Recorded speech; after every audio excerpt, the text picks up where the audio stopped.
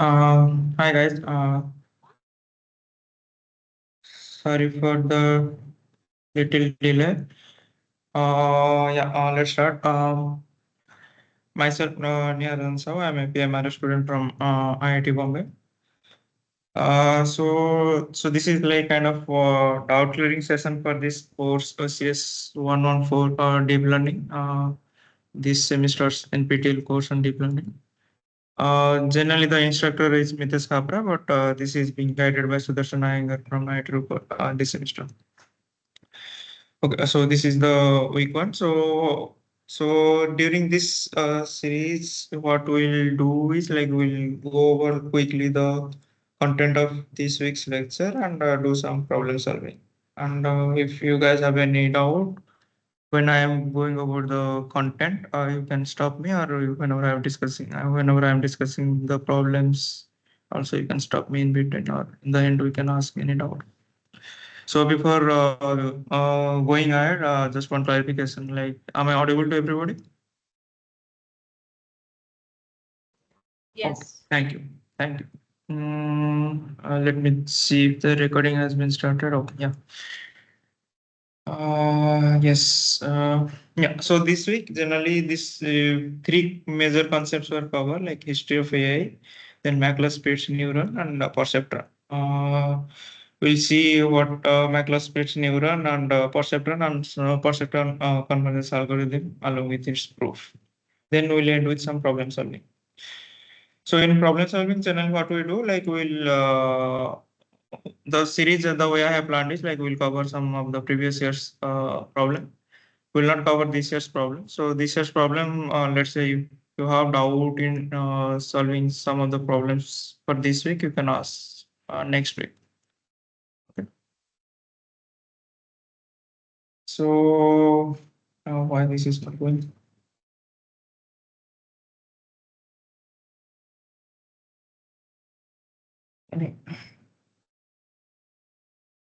Okay, so if we look at the history of AI, so majorly four major things have happened. Like if we divide the history of AI into four buckets, starting with one major thing is backpropagation. Like all the recent algorithms or all the recent developments of deep learning, machine learning, everything is based on backpropagation. So how we came up to backpropagation, that's one history. So that we'll see from here, like how we convert to back propagation. Then next big kind of boost in AI happened in terms of computer vision research and computer vision applications. So how are we processing images? How are we understanding images? And how are we performing the task related to images? So that we'll learn here. Then series of events happen related to sequential data. What is sequential data? Text tree sequential data. Like to understand the complete sentence, you have to understand each word of it. Like they are in a sequence. The order matters there. Also, like speech is also another example of sequential data. Time series data, like you are doing trading. Let's say someone is doing trading, in trading, if you have to predict like if this is a good form to trade on or not for this today, like you have to look at its history, like what the company has been doing, whether it is succeeding recently or not, or and what trades the company is involved in, all these things. So that's also time series data. So the events that unfolded for time series data we'll look at here. And one another major thing, like whether we are doing web propagation, whether we are doing computer vision applications, whether we are doing like let's say time series data or sequential data, underlying everything, underlying all these things, there is one major thing happening. It's like kind of optimization. So for optimization, what are the major algorithms that have been developed over the time? The history of that is being projected here. So starting with backpropagation. So before backpropagation, there are a few major things happen. First thing is gradient descent. Like how like if you look at the loss function, generally we have. So if this is a loss curve, we know this is minimum point, right? So, but we don't start with this minima point. We start with some random points. So how do we come to this minima point? So that is gradient descent. Okay. So what direction will like we know like if this is the curve and this is a line, we know what is the gradient direction, right? And here we know what is the gradient direction. The gradient direction here is on towards this, and gradient direction here is towards this. Using this concept of gradient and the direction of gradient, how do we convert to this minimal loss, starting with some random point? That is the algorithm. That's the goal of this gradient descent algorithm. We'll go into details of this gradient descent algorithm many times throughout this lecture series. That happened like back in 1800s. Then after like kind of nearly a century after that, MP neuron, macula-spitz neuron happened. Like so, this was being developed by a couple of biologists. So initial years, like the AI was being developed by biologists because they had the idea behind idea of what is happening behind human brain. So they were like kind of inspired by the functionalities of human brain, and they come up with some mathematical functions. Then the computer scientists like kind of took the inspirations from them and build things on top of that. But MP neuron was kind of restricted. It was not like giving all the functionalities. Logical functions were not able to model all the logical functions using MP neuron. So then came the Perceptron in 1957. So that was kind of, we can say, start of modern AI. Like after the development of Perceptron, only people could think of better solutions. Then it leads to like a multi-layer perceptron. Now perceptron was like kind of limited by the number of neurons. So multi-layer perceptron gave more sophisticated functionality. How can we model like complex data? But people figure out that whether you use perceptron or multi-layer perceptron, there is a particular function that is called exer function. We are unable to model it. So that people figure out in 1969. So then nobody could come up with some solution how to like, kind of resolve that issue. So that phase is called winter of AI. So nobody was no like kind of important research was done during this phase 1969 to 1986. Then the beautiful algorithm of backpropagation came in 1986, and that algorithm also got like kind of Turing out. So after that, like kind of all the algorithms in computer vision or sequential data or kind of time series data or any kind of data you see. So everything is now based on this backpropagation. So because of backpropagation, we could able to model any kind of data. uh, so this backpropagation, people could prove that using this backpropagation algorithm, we can like kind of model in any nature of data, and then people could prove that using universal approximation theorem, we can model any kind of data in single layer of. If you see multi-layer perceptron, it can have multiple layers. So perceptrons consist of a single neuron. In multiple perceptron, we generally have multiple layers with multiple neurons. But using universal approximation theorem, people could prove that you don't need multiple layers of neuron. You can have single layer of neuron, but like a very large number of neurons, you can kind of model any input-output matching. Right? So generally, what's the goal of A? So then goal of A is you have some input data X and some output level Y. You need to learn some function F automatically that will map input X into output Y. So that's our goal of uh, overall AI, whatever we have been doing till now. Because the X can have diverse nature. We don't know, like there is no deterministic function for every diversity of X to like kind of converse to some A. And the relationship between X and Y can be also very different depending on what Y it is. Like if X is set of sentences, Y can be like kind of sentiment level, Y can be head speech level, Y can be anything. So then the relationship between X and Y will change. So that relationship is being captured by F here. So how do we learn this F automatically? That is the goal of A. So using universal approximation theorem, what people could prove is like you can kind of approximate this function irrespective of what is the size of x, what is the dimension of x, what is the relationship between x and y. You could approximate this function f if you have like kind of large number of single layer like kind of MLP. Right. So that was universal approximation theorem. So we'll again get into the details of this. Like I'm telling you everything at a high level here. We'll get into the details of this throughout this course. Then coming to computer vision, or like again after this web propagation, people started like using very deep layers, and they could come up with approach how to train deep layers. Then something very beautiful happened in 2006, like unsupervised pre-training.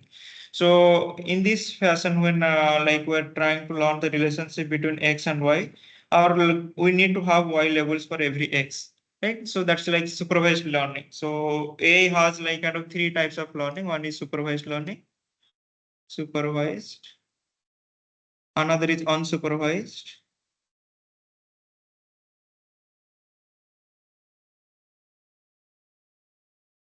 Another is semi-supervised. Again, we'll not look at semi-supervised at very depth, but we'll look at many algorithms involving supervised and non-supervised throughout the course.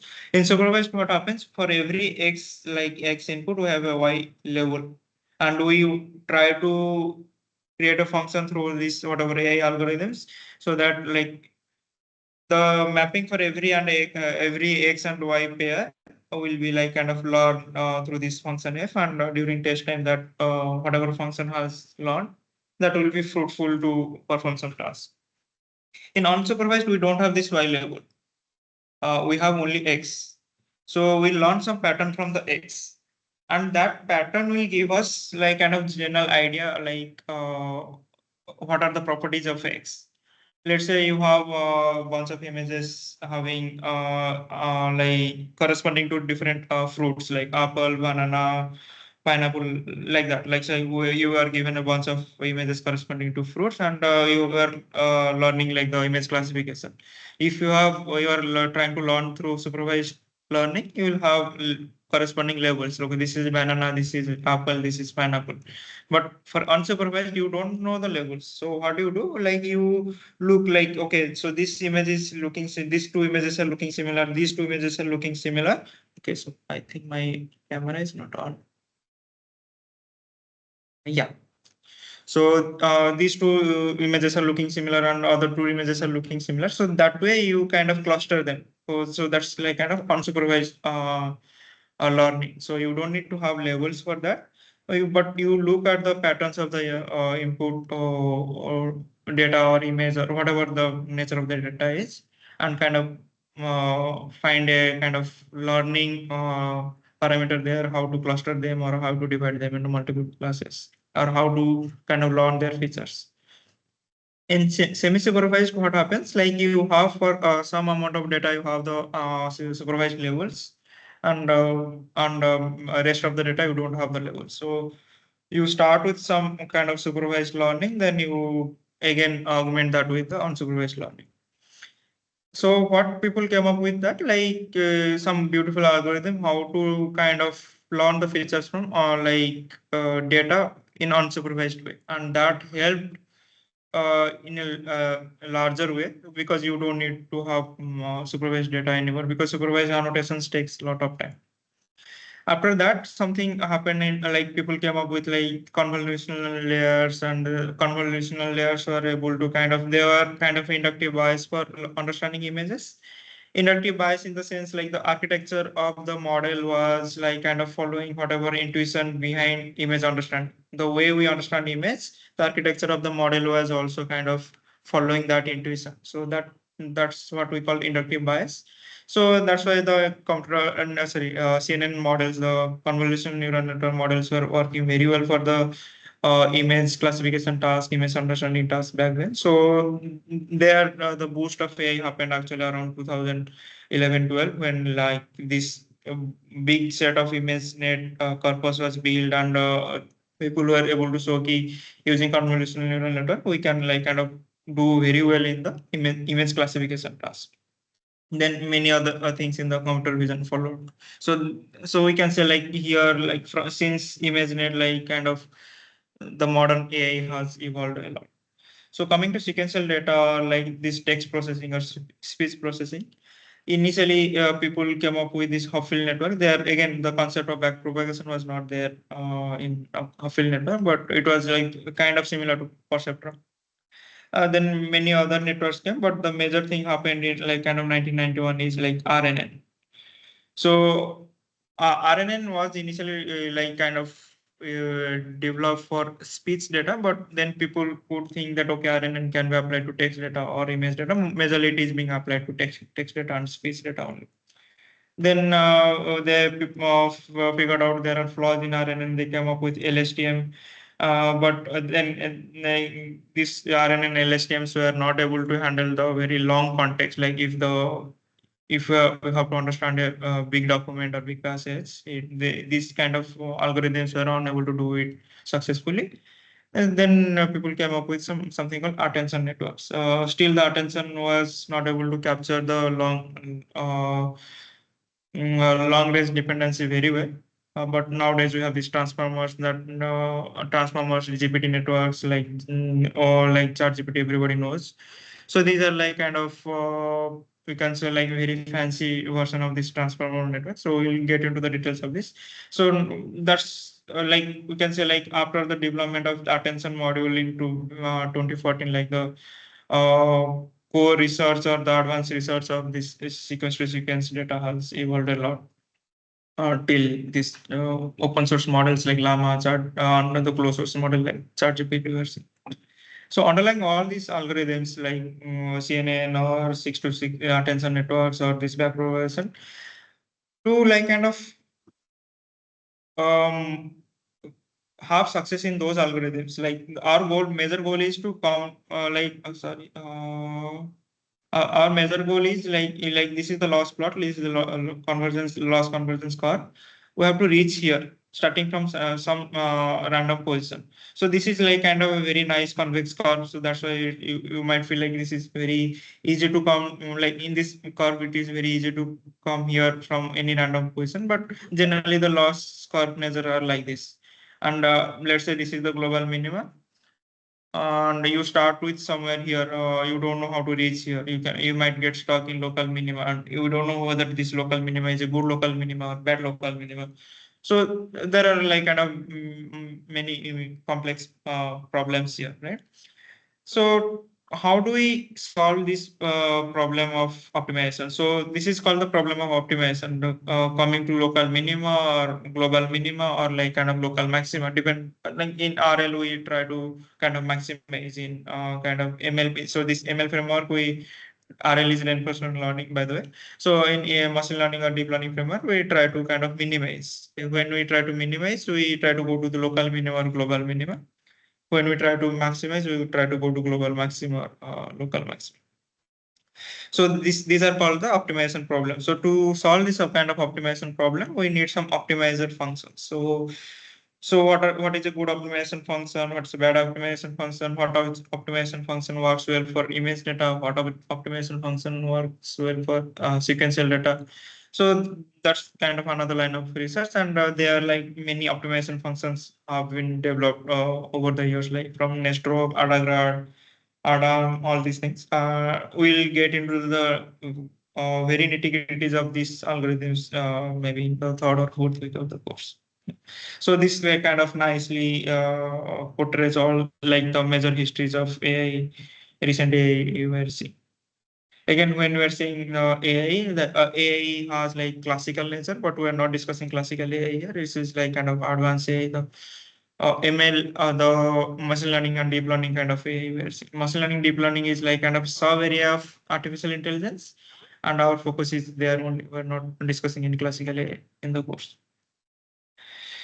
Okay, so now coming to like what is the basic unit of this machine learning or deep learning algorithms we're discussing, that is neuron. So the neuroscientists were inspired by this the functionalities of neuron and they came up with this mathematical model in the very beginning before the computer scientists. So what is neuron? It's like a basic information processing unit of our human brain. It has multiple components. One is axon, one is dendrite, synapse, and so what is dendrite? It's like it receives signals from other neurons. So our human brain like consists of like billions of neurons. Like I think recent literature say that we have like 86 billion neurons in our human brain. So how they are connected to each other, how the information flows from one neuron to other neuron like that. So that complex nature was the target for research community. Can we model that complex nature through this deep learning framework? So what are the basic units of this neuron? One is dendrite that receives signals from other nearby neurons. Synapse is like point of connections to other neurons. Um, Second. Yeah. Soma is like where the information processing happens, like after receiving signals from other neurons where the information processing happens. Axon is like after the information is processed, like how do we pass on the information, processed information to other nearby neurons. So if we look at the diagrams in mathematical way, so this is how the information flows into the, if this is the neuron, this is how the information flows into the neuron.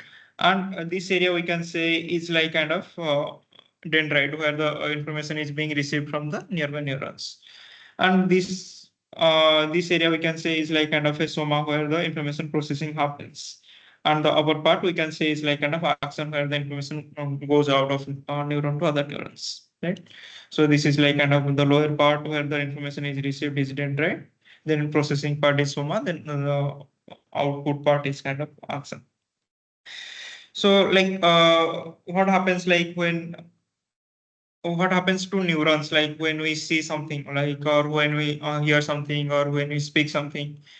So something called some one term is there called firing happens. Like generally what happens there is information in terms of human neuron is like some chemicals are going in and chemicals are going out, and there is some imbalance in nature of the number of neutrons or particles are going in and particles are going out. Because of that difference only some firing happens. So that firing is something called kind of activation in our computer science literature. That whatever is called firing in like kind of neuroscience literature, we call that as activation. So when our like this one neuron will get activated, so that's what our target is. But yeah, we are looking at one neuron here, like, but the recent models have like kind of billions of neurons. So we'll see like how can we visualize those things like in without looking at individual neurons in those models. So at larger space, how can we visualize them? What happens like if we are seeing an image, generally what happens if we are learning a multi-layer perceptron, we try to first learn some basic features of the image, like what is through our deep learning algorithms. The way we are understanding is different because of our inductive bias. We know that is a cat. We can see another cat image. We don't need to understand, okay, there is a face, this is eye, these are the furs, then this is cat. We don't make decisions like that. Maybe subconsciously all this processing happens very fast, we don't know. But what the way computers or these deep learning algorithms understand the images, like they start with some basic features. They try to first understand the edges, corners of the image. Then they merge these edges and corners and to understand like kind of a small group of pictures. If we want to understand a human face, those small groups can be mouth, nose or eyes, ears, like that. Then upper layers of the model will try to understand some high level features like overall face, right? So that's how the information processing happens in deep learning. First, we start with understanding some basic level features, then some intermediate level features, then the high level features. And in turn, we try to like kind of reach to our goal understanding this X to Y relationship. So let's start with like the very basic neuron unit, that is Maclaurin-Pitts neuron. Of what McLeod-Pitts told, like, okay, so you have some information coming into the neuron. Let's like kind of sum them up, like what all informations are coming into the neuron, sum them up, and they presented this as like function called G. So this function G, what it does, like does just find the summation of whatever information coming into the neuron, and if whatever information you have to pass into the next neuron, or like kind of whatever information you pass it as output, it depends on the designer of the whatever the neuron. So we got some information. How much of information we have to pass as output? That they model is that function f, right? So what function f does, like uh, the idea is like function f can pass some amount of information, or complete information or partial information from the information they are getting in as input, that is a kind of captured through G. So McLeod-Pitts told, like we can pass complete information if the information goes beyond some threshold theta, or we will not pass at all. Like the neuron is not useful if the information is below some theta. So that's the initial assumption. How the human neurons are like kind of firing. If the firing happens, it is passing some information to the next neuron. And when the firing will happen, if the input or the summation of input values are like kind of beyond some threshold theta, then the firing or activation happens, right? So then we'll say output y is one, otherwise output is zero, and they have some functionality of inhibitor input. If the one of the input is inhibitory, then it will not fire at all, right? So this works on the thresholding logic.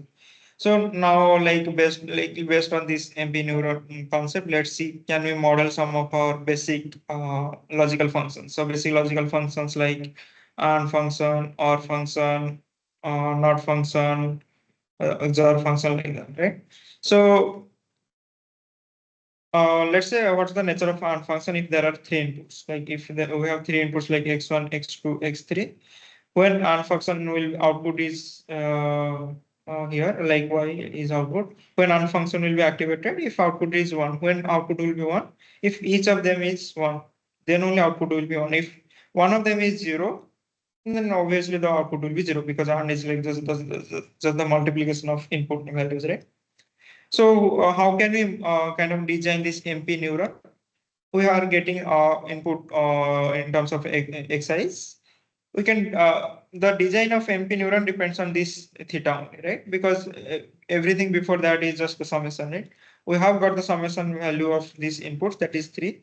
If we give the theta as 3, theta equal to 3, then summation of all xi is greater than theta. This is our thresholding function. If then it will be firing, right? So now summation is greater than equal to, sorry. Uh, Now here the summation is like kind of 3, and if we put threshold as theta as 3, then no neuron will fire. So we are able to kind of model the ARM function using MP neuron. Again, this theta is like kind of hyperparameter here, or parameter you can say. So that can vary depending on the input and the kind of function, like the task at hand. Now, if we try to model our function for three inputs, so what's the nature of our function? This is AND function.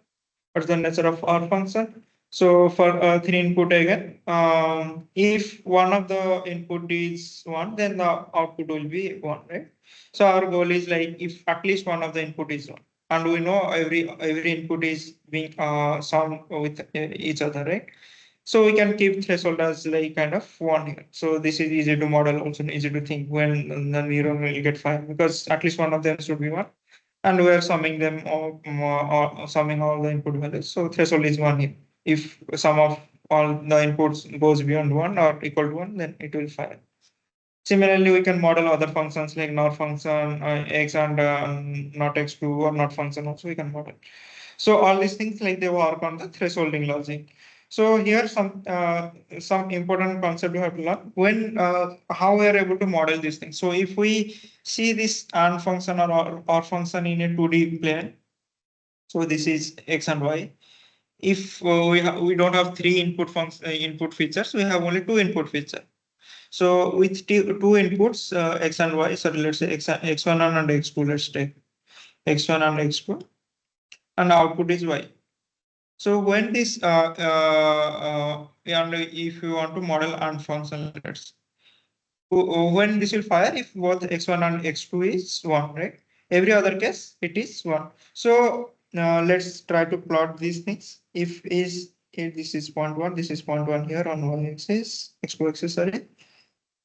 So this is the point where unfunction will fire. Every other point unfunction is like kind of performs inhibitor. It doesn't fire. So we can say like this is a kind of a linear classifier. We can easily plot a line here and say, okay, this point on this side belongs to class 1 class where the neuron fires, and the points below this line where the neuron doesn't fire, they belongs to class 0. Similarly, for R function also, if we try to plot R in 2D. So this is 1 1, this is 0 1, this is 1 0, and this is 0 0. And if in R we know if one of the input is 1, everything else output will be 1. So we can clearly plot a linear line here also. Everything on top of that neuron will fire, everything below that neuron will not fire.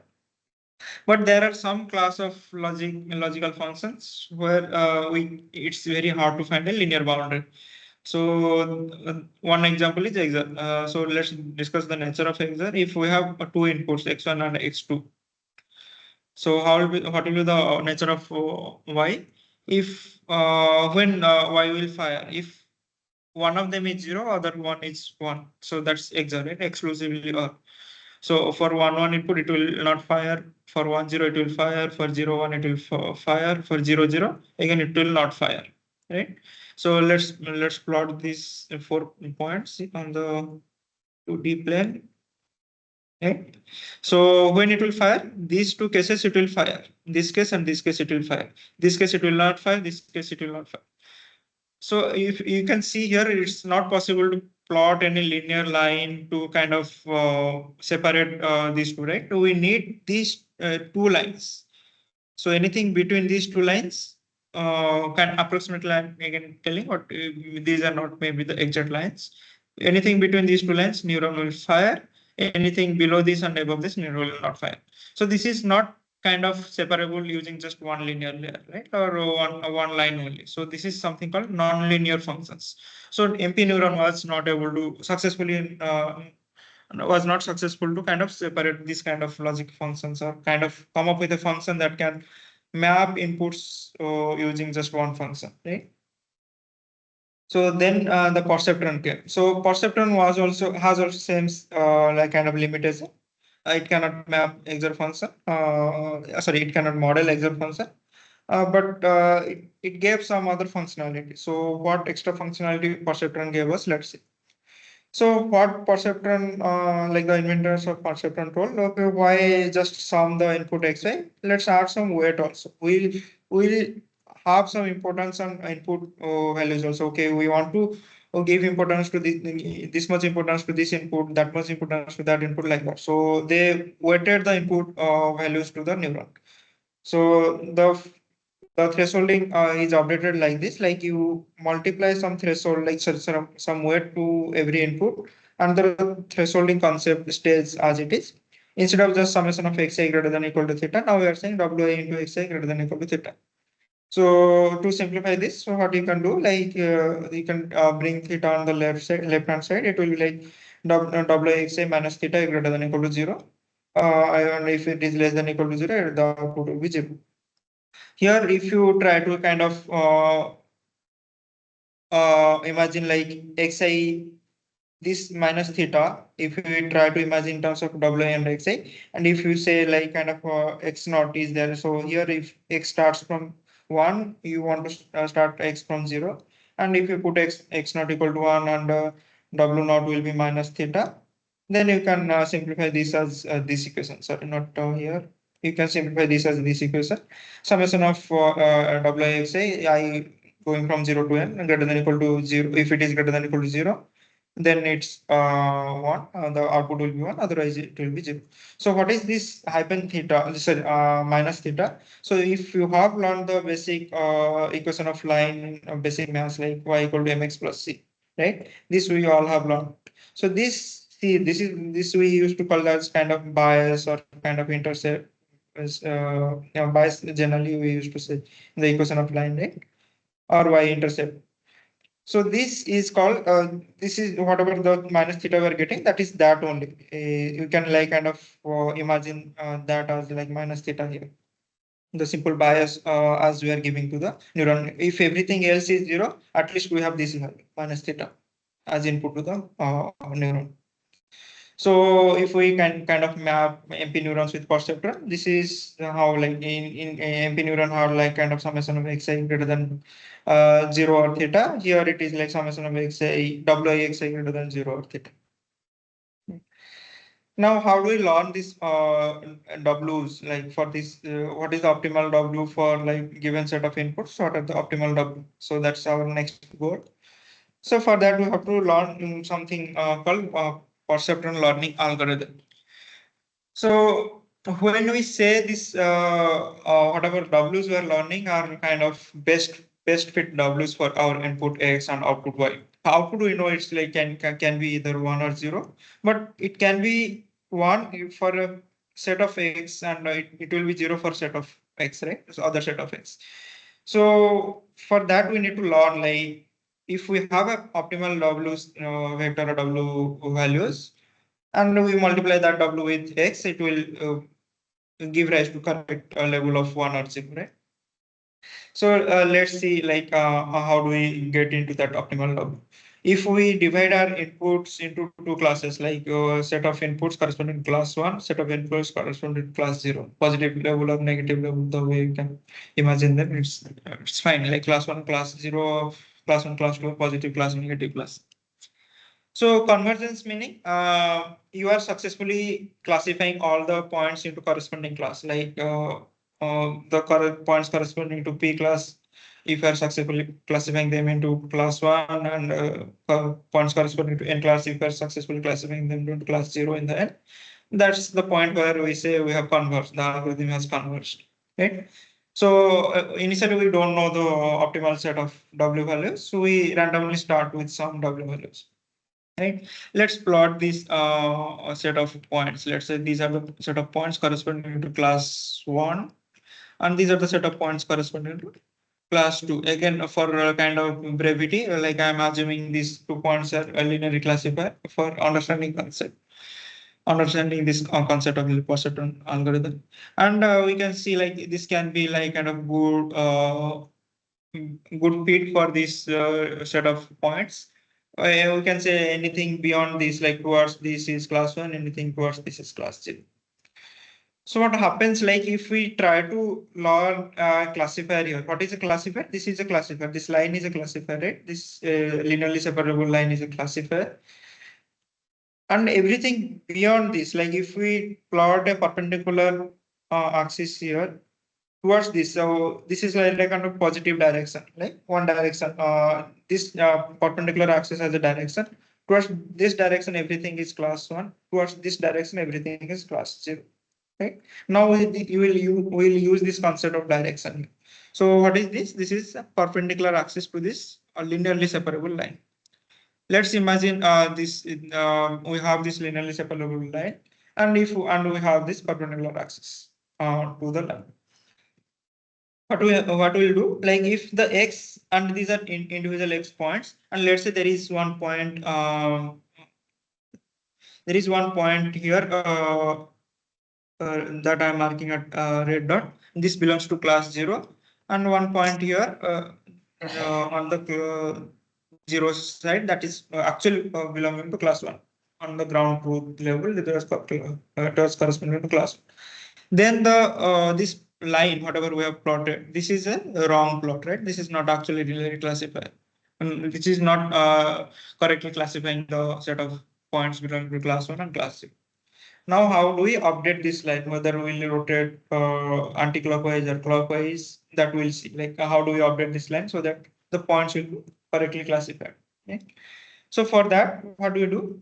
We'll take every point on any side. Like we are not discriminating. We can start with any point, and we'll check two conditions. First condition is if W transpose W dot X or W transpose X, we say like dot product of yeah, dot product of W. So what is W here? If this is linear classifier, this is the linear classifier, the perpendicular axis is W here. Right? If the W and the X, what is X here? If this is the point, X vector will be this vector. If let's say this is origin 0, 0, we can find this vector and we can find this vector, right? We have these two vectors. So if we try to find the dot product between these two, and we'll see if the value, like the dot product between them is less than 0, uh, and we say like, okay, so the classification, so what's our goal? The dot, what does the dot product represent? W transpose X is like kind of cos angle, like if the angle between these two vectors are theta, double transpose X represent cos theta, right? Double dot or double transpose X. We know like cos theta is like kind of dot product, the similar to dot product only. If the theta here, what we know that the theta between these two things is kind of less than 90 degree, right? Anything till this, it will be less than 90 degree, right? Anything above this, then the angle between W and the point will be less than 90. If the point is here, then the angle between this vector and this will be greater than 90.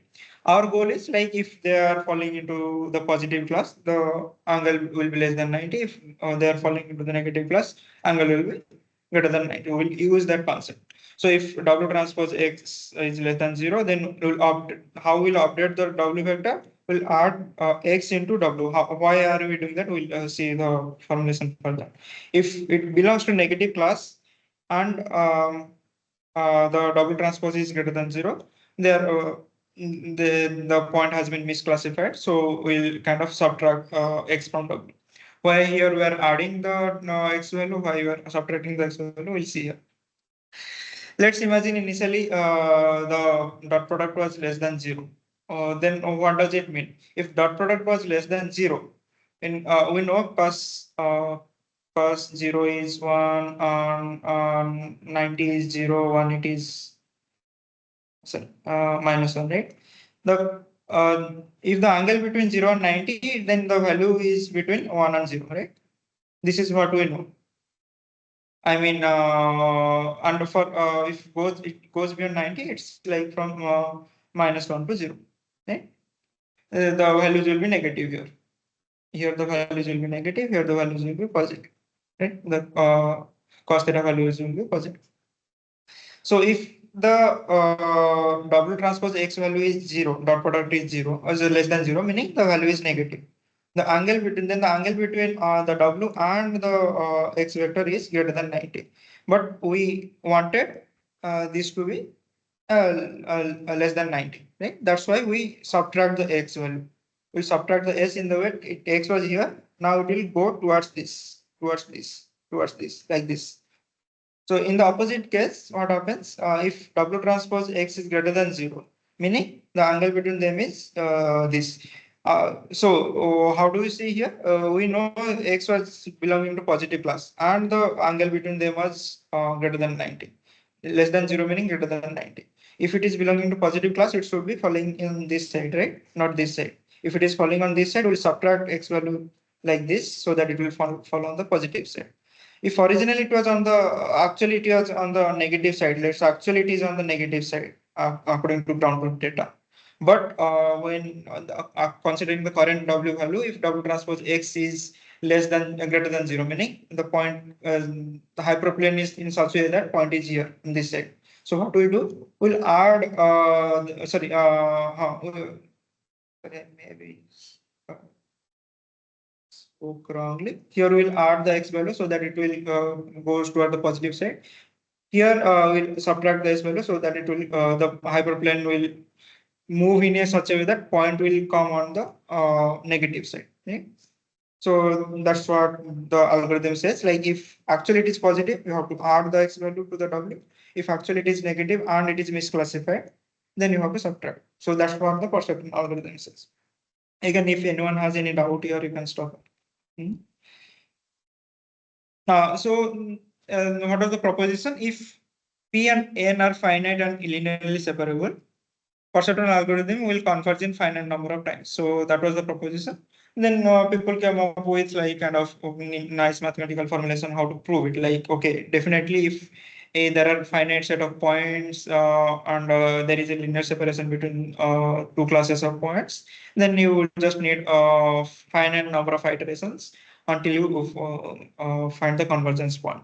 Convergence point in the sense you will find optimal set of W where this will correctly apply like W transpose X belonging to positive class will be 1, W transpose X belonging to negative class will be 0.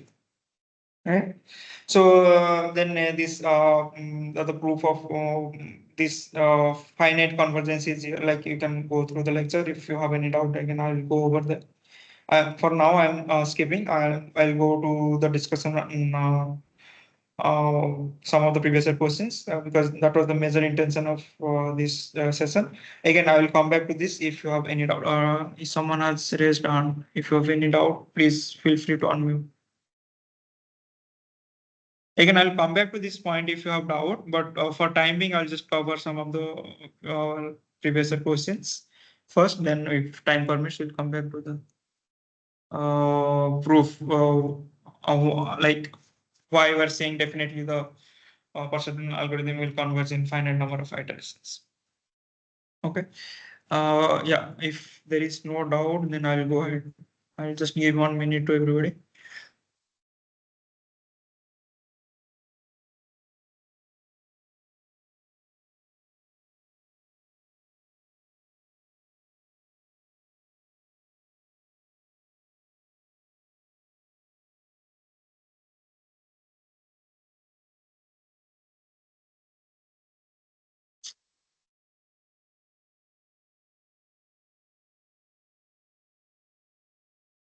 Yeah. Okay. So if there is no doubt on chart or okay, let's go ahead. So in this questions are like from 2022 and 2023 iterations of the course. Let's try to solve one by one. And again, feel free to stop me in between if you are unable to understand whatever I'm explaining. While trying to solve this question. So the first question says, given the following representation of an MP neuron, macrospace neuron, what is the role of function g? So function g, what it does, like we know, like g of x is like just a summation of xi. So that we learned in the beginning only, right? So it's like kind of aggregating all the inputs. So that's option B here. So, the first option is collect inputs. So, it's Collecting not inputs is like kind of gathering. So we okay. have all the inputs. What we are doing with that, we don't. So that's not the right option. Aggregating is like And kind of summing. summation. Okay. Yeah. Yeah. So next is what is the thresholding parameter for MP neuron given the Boolean function? Yeah. So this is the Boolean function given to us. We can write the function, the nature of the function first. X1, X2, X3, X4, and Y. So we need something Y here, and we have to have this thing in our mind. Aggregation happens first, then here the aggregation happens, and we apply the thresholding. And there are four inputs and one inhibitory input. So X4, if you see here clearly, this is inhibitory input. So how do we mark the inhibitory input? We'll mark with some kind of small circle uh, at the end here. So there is no arrow mark here, just small circle. Right? So this is X1, X2, X3, X4.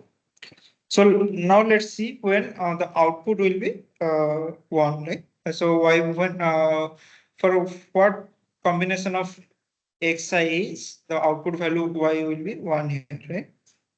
So what is the relationship between x1 and x2? This is AND function. So these two works as AND function, and this x3 and not x4 works as another AND function. and relationship between these two is another AND function, right? So final output is AND between two inputs. Like this is one input, this is one input. You can see. So when y will be 1 in case of AND function, if we can divide this one only two inputs, y will be 1 if both of them are 1 only, right? So that's the only case when y will be 1. Now we have to see when these two will be individual 1. So this for this has to be 1, x2 and x2 both has to be 1, right? So this is the only case when this first component, first AND will be giving on. So internally, all of them are getting processed at a stage like aggregate in aggregation manner. But I am just for understanding purpose, I am just dividing them into smaller blocks. So this first AND will give us output 1 if both of them are x1 and x2 are 1 only. Now we have to see when the second AND will be giving us output 1. Okay? For that, x3 has to be 1 and x4 has to be 0 because there is x4 is connected in inhibitory manner. So if x4 is 0 only, then x4 not will be 1, right? So what is the condition here? X1, if x1 is 1, x2 is 1, x3, this is x3, and this is x4. X3 is 1 and x4 is 0, then only it will be 1. So what will be our thresholding? Thresholding has to be 3, right? If it is anything beyond greater than equal to 3, then it will be 1, right? Can you please repeat once?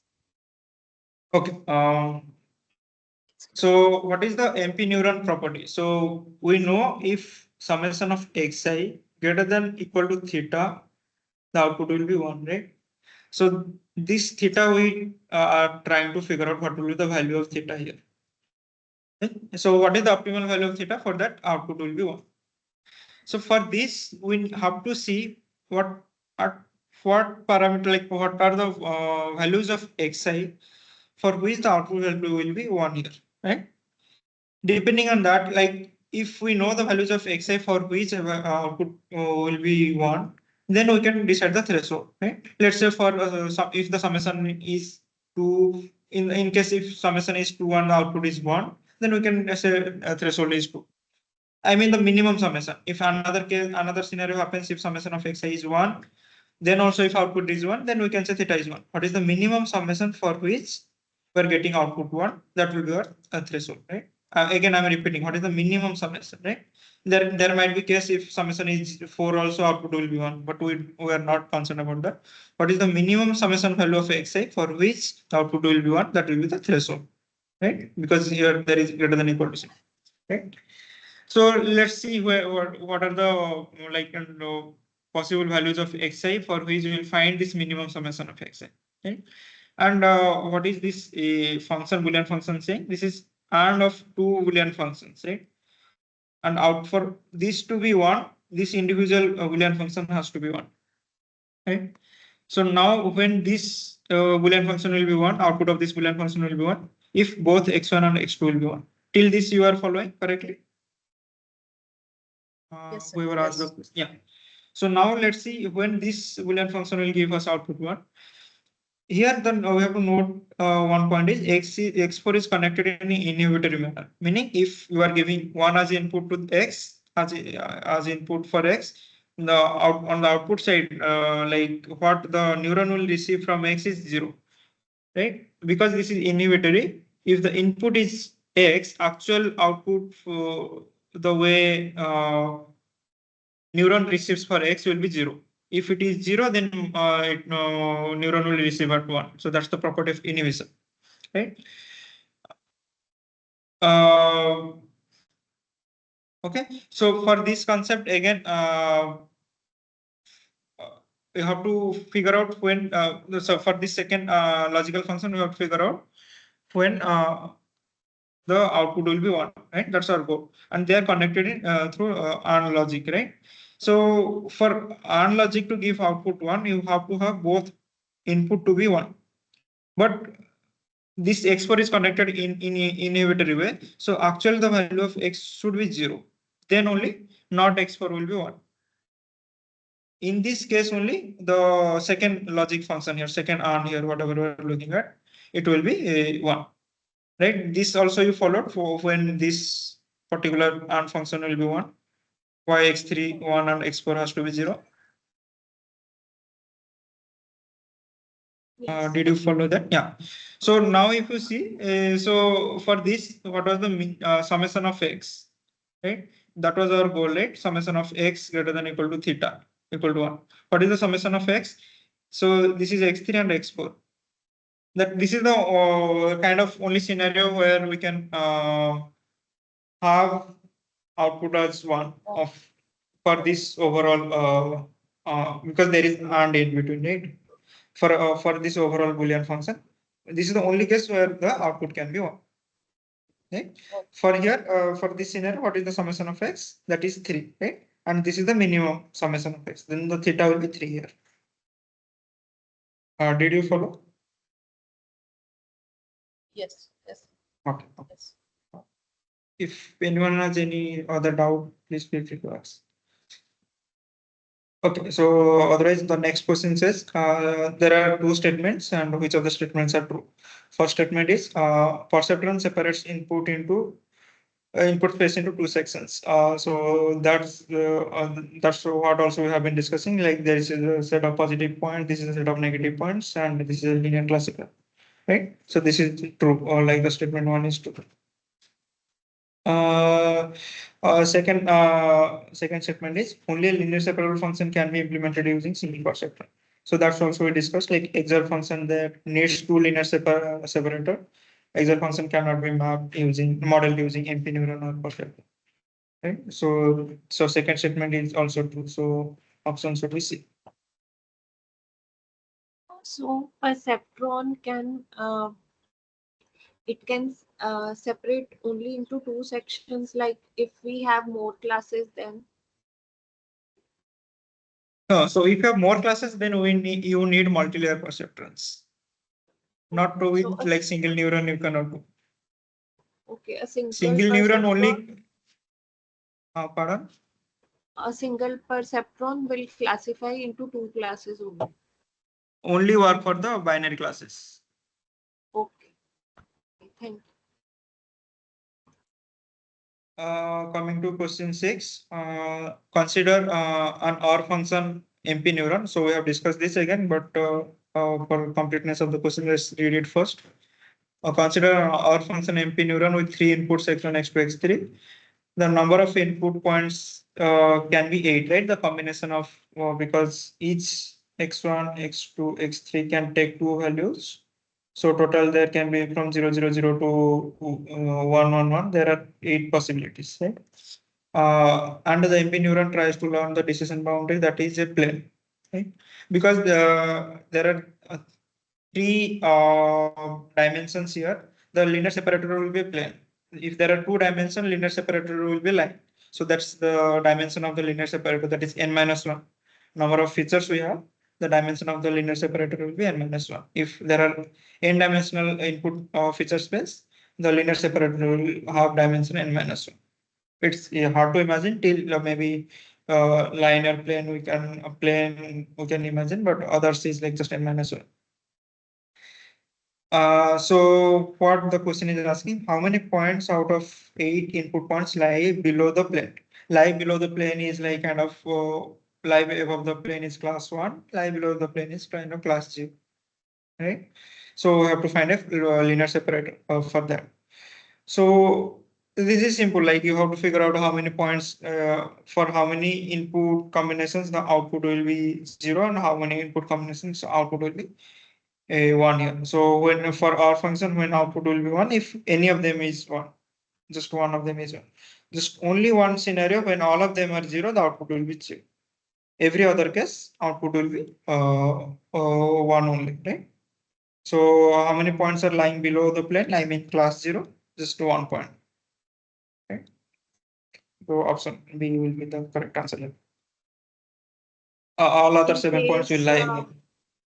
in case it was Pardon? and in case it was consider an and function here, then And function, then it will be just 1 point above plane, sorry, 1 point above plane and 7 points below plane. okay, just the opposite. Okay. Okay.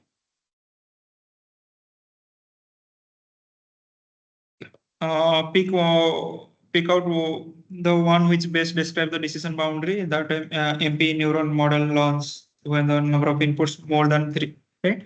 Again, irrespective, as I told you, like if the number of features are like kind of n, the irrespective of that, the dimension of the linear boundary will be n minus one. Right? So if it is number of inputs are three, it is saying then the linear boundary will have dimension n minus two. N minus two in n minus two is two dimensional. In two dimensional, so what can we draw actually in two dimensions? Can anyone tell like out of these three, what will be the right answer? Line. No, the answer was itself was mentioned here. For three inputs, the decision boundary is a plane. So in two dimension, it's a plane only, right? It's x and y, it's a plane. So you have to imagine, let's say you have input features on two dimensions. So these are feature points on two dimensions. To separate them, you need a line. You add another dimension here in input space, like x, y, and z, let's say. You can imagine your house or wherever you're sitting. So that's a three-dimensional space. So there are a bunch of points belonging to two classes. How do you separate them? You need a plane between them. So that plane can be xy plane, yx plane, zx plane, something like that. Right? So your answer should be plane. Okay. So another also, this is a little bit confusing option. So overall, whether it is a line or plane or kind of anything, we call them everything. We call all these linear separators are like kind of hyperplane. So this can also be the right answer. I don't know how or why they gave these two confusing options. So for three inputs, plane is to the point correct answer, but in generic way, we call all these linear separators are hyperplanes. Excuse me, Because sir. there is In question, it is in a mention more than three. More more than than three. three. Oh, I see. Then Mentioned more than three. Oh, yeah, yeah. then it Thanks. will be Then it is hyperplane. hyperplane only. Yeah. Yes. So that's Yes. what I was about to tell you. For more than three, then there is no specific term. Like for line and plane, we have specific term. More than three, we don't have specific term. So then there we call as hyperplane. Yeah. So more than three. Then it's the right answer is hyperplane. Okay. Question number 9. 624. Okay. Which of the following is true for perceptron learning algorithm? Wait, sir. Let's look at the options first. Weights are initialized with zero values initially. So this is not correct as such. Like we don't initialize all the weights with zero. So what is the demerit of this? We'll discuss these things in future lectures. So yeah, the nitty-gritty of this and proof why we are not initializing everything with zero values. There is a proper proof. It's simple mathematics, but again we'll discuss later. Updating weights takes finite number of iterations to converge. Yes, it is true if the number of points are finite and they're linearly separable. Weights are updated only by brute force method, not by brute force. We are not randomly doing them. There is a proper algorithm for that, so it's not brute force. Convergence refers to error being maximum. Convergence refers to error being less, right? So every time if you're converging at the end, like all the points are correctly classified, the error is kind of the minimum, zero, right? So this point is again correct, but conditionally, condition that number of points are finite and they are linearly separate. Yeah. So the last question, for which of the following gates the threshold value is 3 for 3 inputs? Right. Again, this we have discussed in indirect way. Like we know, like for AND function, if there is three inputs to have MP neuron activated, if it is AND function, we need all of them to be one. Then only output will be one. Then the threshold will be 3. Right. So that is the so they're asking for which function the threshold value is 3. So it should be AND function. Okay. Yeah, these are the some of questions I picked from the previous year offerings. So if you have any doubt regarding these questions, feel free to ask me. Otherwise, Any other doubts related to this week's material also you can ask. I'm here for maybe some 10-15 minutes. Tomorrow, we have another session. I got a mail today again that tomorrow there is So another there will session. be three different sessions by three different students. Like we all are students at different institutes. So you can attend their sessions also. Like then I mean I don't know like the kind of content they will be covering. This is the way I will be covering like kind of briefing over the week's material and some questions from the previous years. Some people just cover previous year questions, so it's like maybe they can cover more questions, or after attending this session, you try to solve this year's quiz or whatever. You try to understand the concepts. If still you have doubt, you can attend tomorrow's session or day after tomorrow's session. So you have the flexibility. Like let's say you have something today, you could not attend today, you can attend tomorrow's session like that. So there are flexibility because the number of sessions are too high.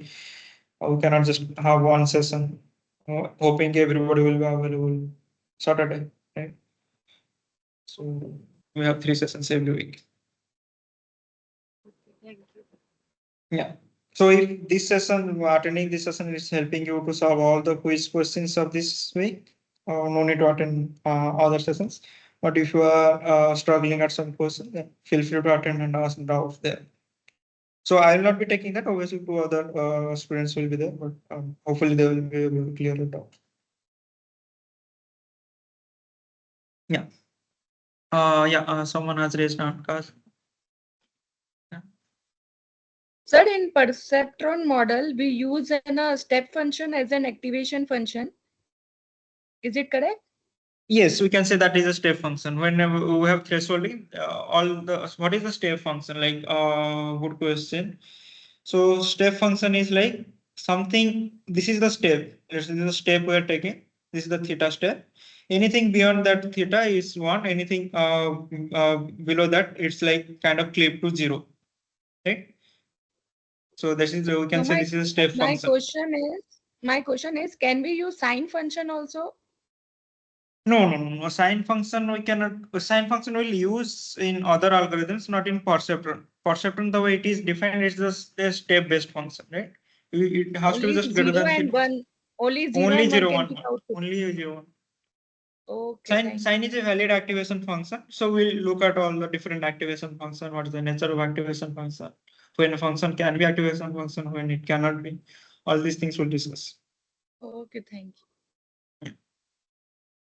So major thing from this week's lecture is like what is a perceptron? What's the goal of the perceptron? Or to have like kind of find a linear separable line or hyperplane, whatever you can say, between a set of inputs, right?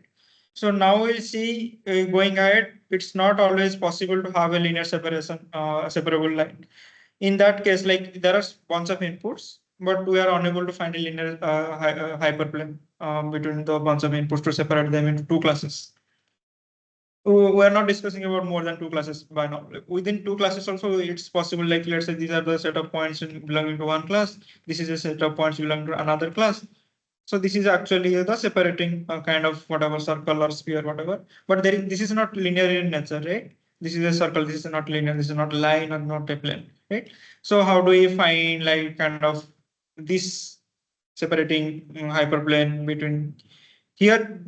Here we call this as non-linear hyperplane. Right? The separating hyperplane is non-linear. So today's lecture we just focus on like okay, if there are two cases, one case where we can find the linear hyperplane, there are other cases where we cannot find the linear hyperplane. How do we solve those problems? We'll see in future lectures. To find the linear hyperplane, perceptron is one easy algorithm, but when the input sizes grow like kind of drastically and then the convergence becomes slow. It takes time to converge because we start with some random initial weights as we discussed. But there are again good algorithms, good initializer algorithms. Like how do we initialize W with good initial values? Like initially I was discussing, right? in this plot, like our goal is to reach here, but we start with some initial weight value, right? So what's the good initial point to start with? That also there are algorithms for that, so that we can converge to this optimum point quickly, right? So all these things we'll discuss, but again, this is for now. We just understand what is linear hyperplane, what is non-linear hyperplane, what is thresholding, all these things. Just for that's the takeaway from this week's lecture. Yeah. Anything else from anybody? Also, again, you can attend other sessions, and these sessions, whatever session I am taking now, also it is recorded and it is uploaded and it will be shared with you by NPTEL, I guess. So you can watch them on YouTube also if you want to. If you could not attend other two sessions and you have some doubt, you can watch this session again. Yeah, Anand, have something to ask. You are not audible, Anand, if you are speaking.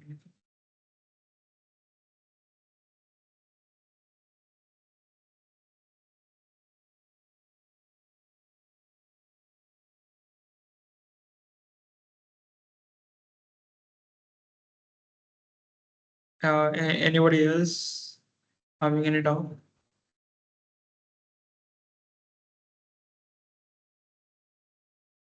Yeah, so if I am new to AI and deep learning, like I need to do some mathematics or I need to have a mathematics background for Can you this. please repeat? I could not hear properly. I Pardon, was saying, whoever was asking, can you please repeat once more?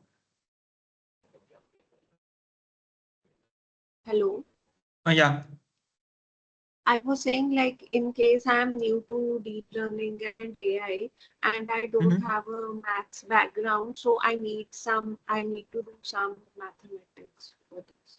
Um, if you don't have any maths background, you may need to learn little bit of linear algebra concepts, like when I'm saying by like when I'm saying this angle between these two can be represented by cos theta, and it's perpendicular. When I'm saying when it is getting subtracted, it will go this direction. When it will be added, this will go this direction. To understand these concepts, you need little bit of linear algebra. Apart from that, I don't think you need any proper uh, mathematical background beyond just simple linear algebra.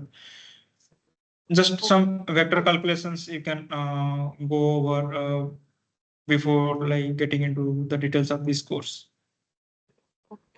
Others are quite intuitive, like the way professors teach in the course and the way we'll be discussing this, the problem solving also, they will be quite intuitive, not requiring dense mathematical formulations. But like the way here I said, like okay, something is plane, something is line. To visualize that, if you have some linear algebra background, it will be easier.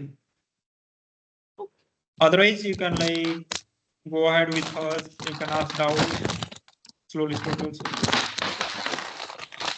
Sir, the Thank other you. teachers take the same topic, sir? The Pardon? other, the other teachers will be taking the same topics or different topics? Yeah, they will be taking this week's topics only. If there are Oh, 3 sessions this week, 3 sessions will be based on this week's material only. Next oh, week, we all will cover in the next week's material. okay, sir. Okay, sir. Sir, we don't have. I don't have much time to study too much mathematics. What is the minimum mathematics that the person already Yeah, asked? can you What's continue? the minimum mathematics I require, sir? Because I don't have time to study all the mathematics. Minimum Uh, what? uh, I could not hear you. Your voice was breaking. No, sir. Minimum mathematics I require. What is the minimum Minimum mathematics? mathematics again, as I said, like just simple vector calculus. If you like, what happens if we sum two, like we will find the summation of two vector. What happens we find subtract two vectors? What is vector? What is space? So again, some concepts I can maybe tell you. So this is a vector. Let's say we're saying this is a vector. So this is like kind of origin point 0, 0, right? So this is another vector y. So this is called a plane, xy plane, right? XY plane. So any point here, right? Any point we're plotting here, it can have like a negative side, positive side. Any point we're plotting here, this covers XY plane. So this is called the space of 2D, right? 2D plane, the space of 2D plane. So what is this space? Let's say we're saying something called subspace. So these positive points we can say, let's say one subspace. So what's the difference between space? What is subspace? What's like kind of a what when we say projection? Let's say I'm saying this is a vector, and this is another vector. I want to find a projection of this vector, this y vector on x vector. So this, what is this projection? How do we find this length? So to just understand these concepts again, we'll be covering these things. But to on the fly, when I am saying something, you may not grasp it quickly because this is just 1 hour session or 2 hour session. If you have gone through these basic concepts like projection, vector calculus, the concept of space and subspace, I think these are the basic things. Then you are good to go. Other than that, you don't need much of math Thank you very for the much. course. Thank you very Yeah. much. Again, the terms again, if you're forgetting, I'll just write it down. Uh, Space. What is vector space? Starting with what is vector? Scalar. Vector. Addition, subtraction. What is a matrix? Um, Again, like the computation between vector and scalar, vector and matrix. Like if it is a vector like A1,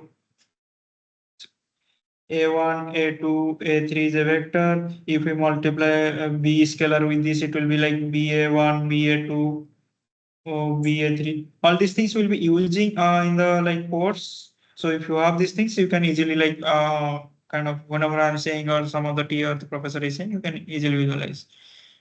So these simple things like multiplication, addition, subtraction, then space, then subspace, then what is projection, what is the length of a vector. This is also will be using very much length of a vector. Yeah, so these basic concepts you can, if you can just go through somewhere on YouTube or something, you are good to go. It will just take half an hour for you to understand this concept. Thank you very much, sir. Yeah. Anything else?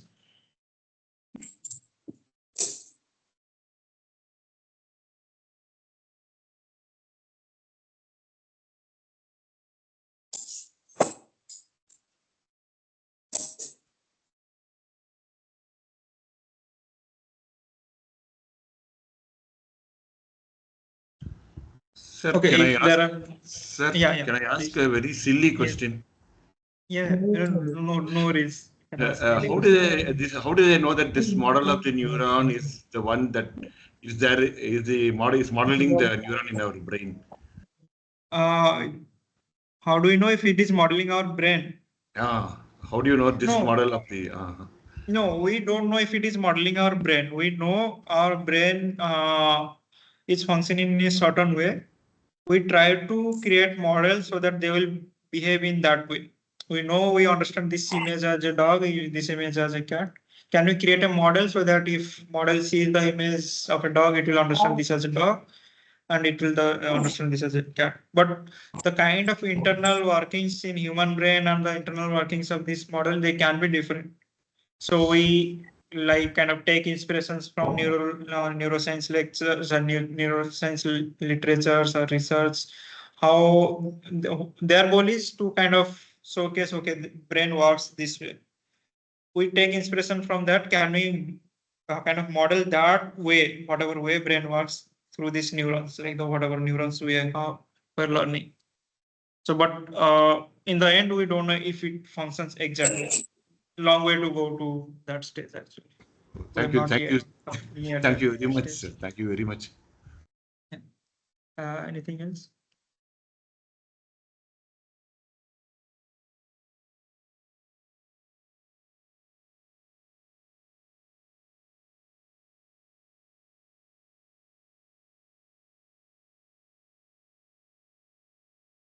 Any other doubt from anyone?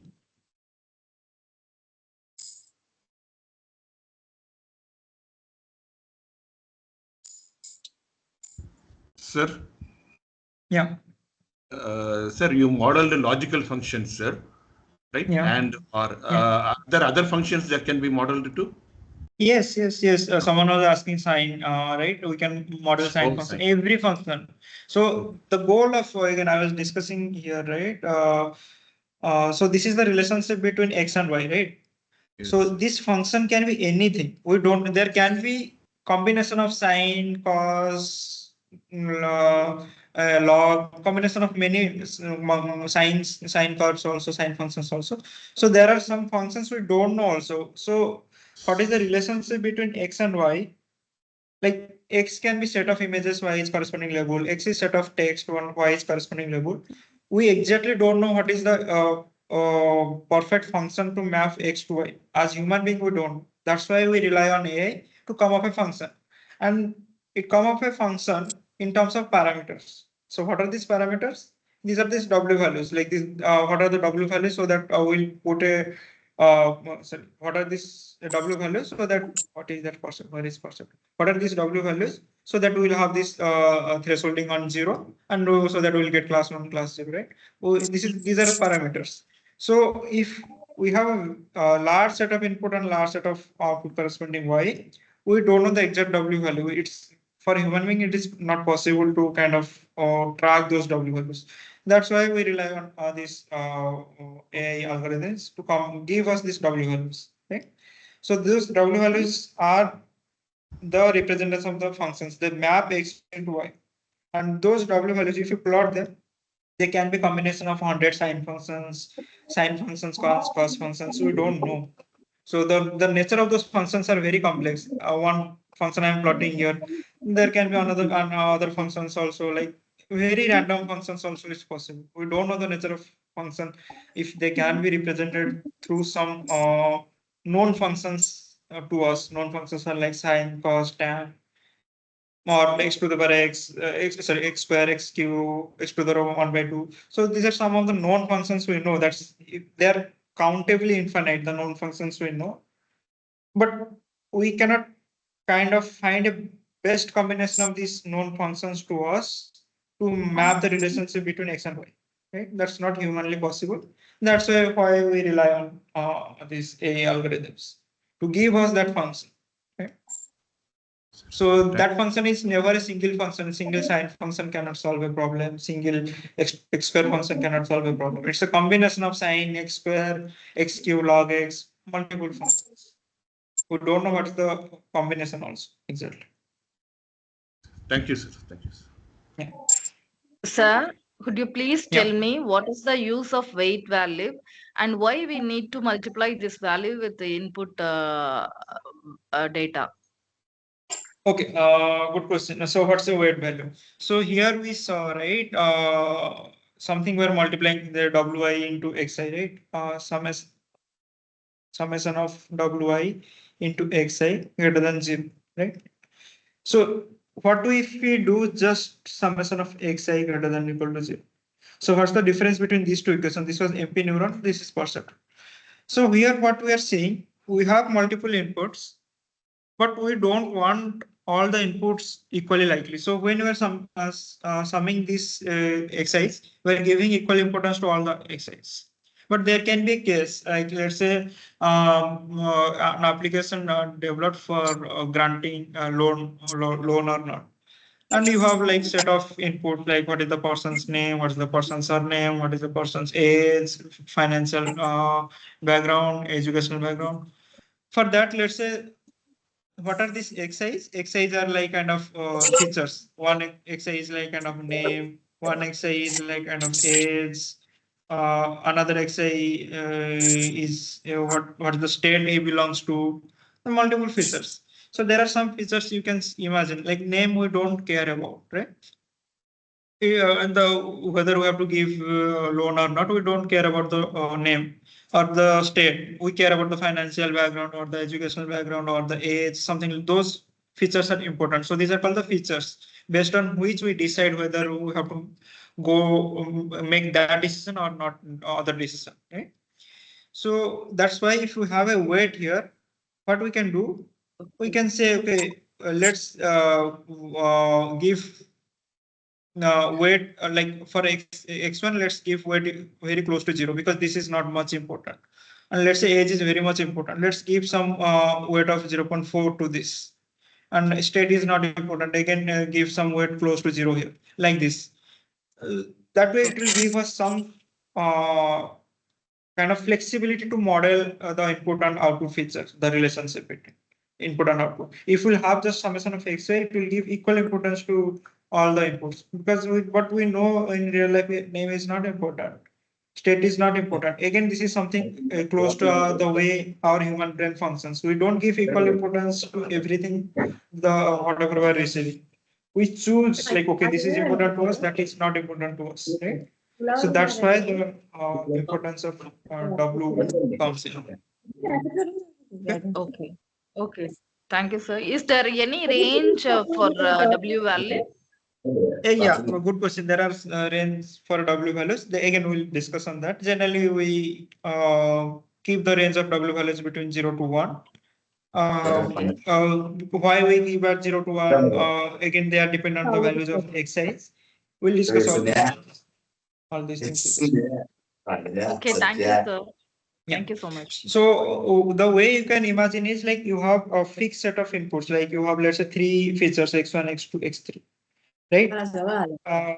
And for that you will have 3 Ws, W1, W2, W3, right? So you have to decide the weight.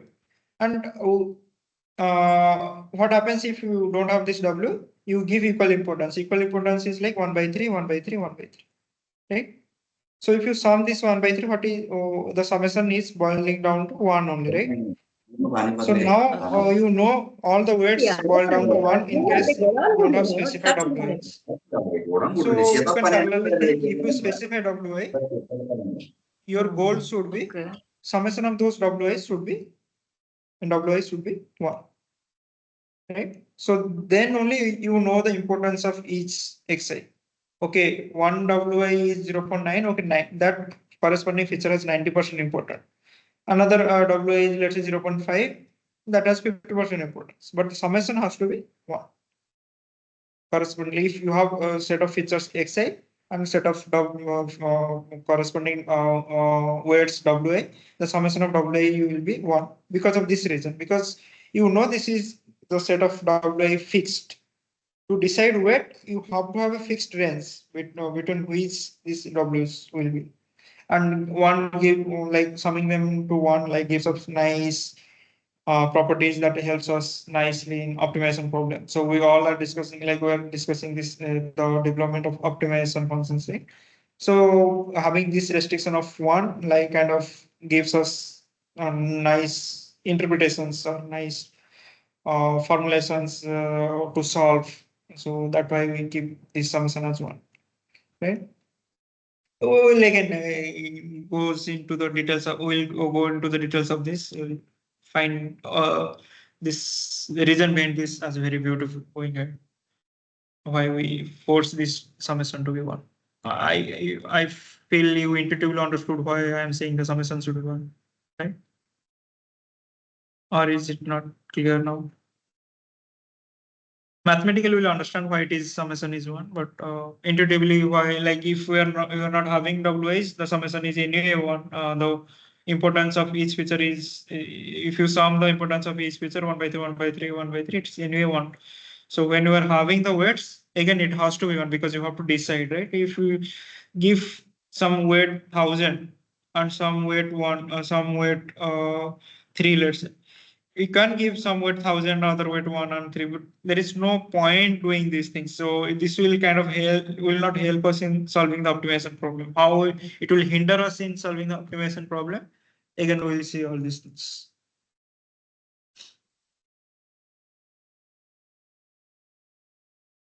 Yeah, any other question?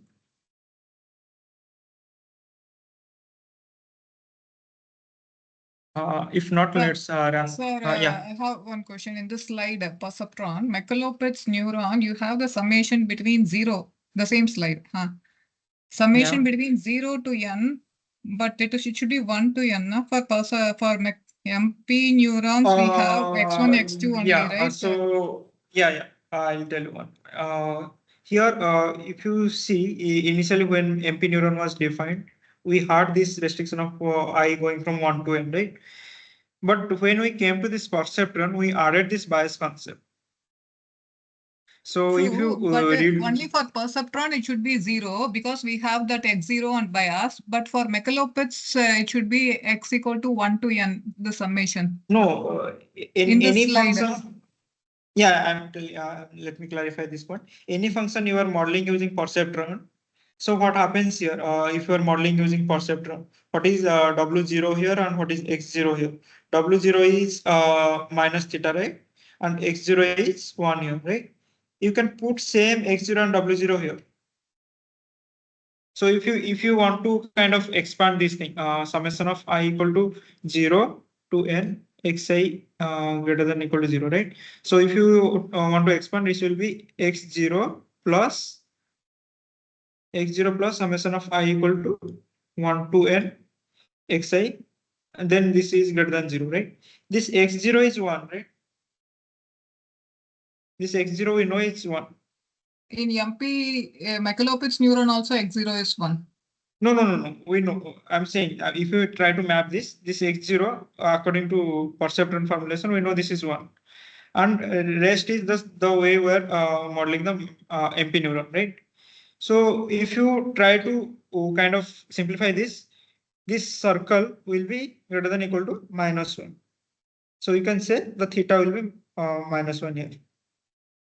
So in our case, the W0, the theta value was minus theta, the -1 into theta, right? If you can imagine here. So the way we are saying it is greater than theta, right? Our target was it has to be greater than theta. So the if you want to map these things here, for MP neuron, the theta will be -1. Are you getting this point?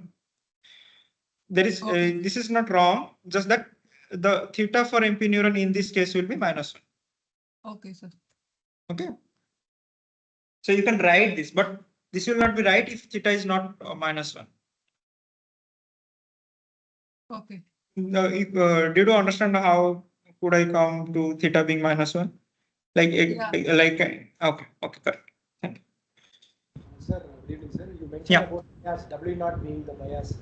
So then what is the difference between bias and weight here, sir, when we do like this? Bias and weight, like if somehow the weights during optimization problems goes to 0, all the weights goes to 0 here. At least we know this theta value is there. Like it will kind of this is kind of something if we try to plot the line and the equation of this is y equal to ms plus c, right? We know at least this line intercept y-axis on this point, right? So this is something like that. We know at least for w minus theta, like w0 being minus theta, we'll get output 1 for some combination of input x. So at what is that value for which some combination of input x where the w's will be 0, all w's will be 0.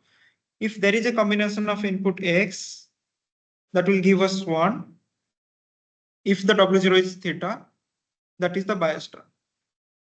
If this theta is not there, let's say this theta is not there completely, and w0 is 0, and any combination of x you receive, it will always be 0, right? Because all w's are 0. That is the condition, all w's are 0. In that case, any combination of x will 0, will get output 0. But the property of input is as such that there is a case, even if all x are 0, output is 1. So for that, what should be the W value? That is the theta bias.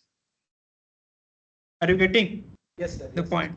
that Okay. should be added, so bias should be added. That's the along- one case. That is the only one case we have to solve. For that, we have put this bias term.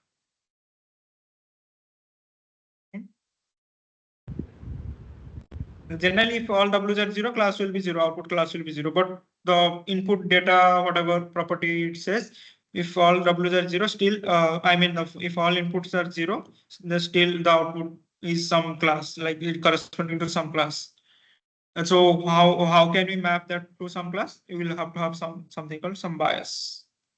If at all, having the bias also, you have some bias theta. In that case also, for input, or like the relation between input and output is, let's say, for all x, the output is 0. In that case, you can easily put bias as 0. So that doesn't harm us having bias, but it gives us extra functionality. If all inputs are 0 and if belongs to some other class, there we can have some W and correctly classify it. Right? Okay, thank you. I think this page is a lot more cluttered and so many things, but if you rewatch the video, maybe we'll have a clarity about this place. Anyway, I think we're closing towards the end of the session. Feel free to ask any doubt on this week also. If you have any doubt, you can ask during the next session. And next session I'll be taking, or you can join other sessions by other students and ask them the doubts. Okay. I'm stopping the session. Thanks for joining, everybody. Thank you.